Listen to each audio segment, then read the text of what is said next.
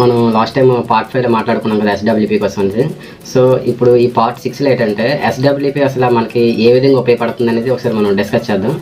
అది ఎలాగంటే ఇప్పుడు మనకి ఒక 25 years అతనికి ఎవ్రీ మంత్ 2200 కడుతూ 15% చెప్పిన 30 years అతను అలా కట్టుకుంటూ వెళ్ళి 30 years హోల్డ్ చేయగలిగితే అతనికి వచ్చే రిటర్న్ 1,50,00,000 వస్తుంది.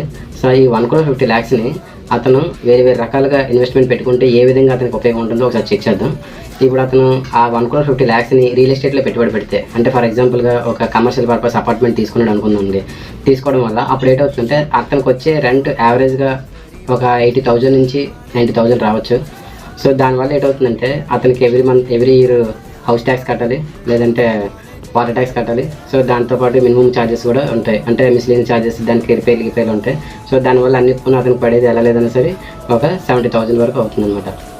సో అది కాకుండా ఒకవేళ అదే 1,50,00,000ని బ్యాంక్ ఎఫ్డీలో పెట్టాడు అనుకోండి, 8% చెప్పిన తీసుకుంటే అతనికి ఎవ్రీ మంత్ కూడా 90,000 వస్తుంది. బట్ క్యాపిటల్ అనేది ఎప్రిషియేషన్ అవ్వద్దు.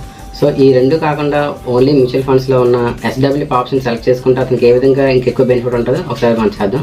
అదే 1,50,00,000ని మనం ఎస్డబ్ల్యూపీ ఆప్షన్లో పెట్టుకోవడం ద్వారా ఎవ్రీ మంత్ 1 lakh తీసుకుంటాడు.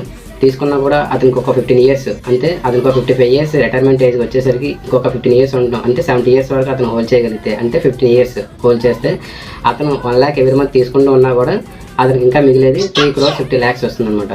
సో అది కాకుండా ఇంకా 15 years ఉన్నా కూడా అతనికి ఫైనల్గా వచ్చేది 4,30,00,000 అనమాట.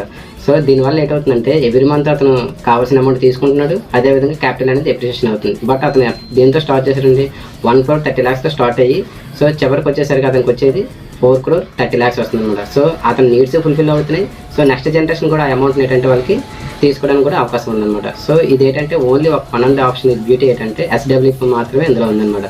సో మనం కమర్షియల్ పర్పస్ అపార్ట్మెంట్ తీసుకున్నా దీనిలో మనకి ఉపయోగం లేదు, ప్లస్ బ్యాంక్ ఎఫ్డీలో పెట్టుకున్నా కూడా మనకి ఉపయోగం లేదు అనమాట. సో దీంట్లో పెట్టడం వల్ల ఏంటవుతుందంటే అతని నీడ్స్ ఫుల్ఫిల్ చేసుకుంటున్నాడు, నెక్స్ట్ జనరేషన్ కూడా ఆ అమౌంట్ అనేది హ్యాపీగా ఇవ్వగలుగుతున్నాడు. Thank you.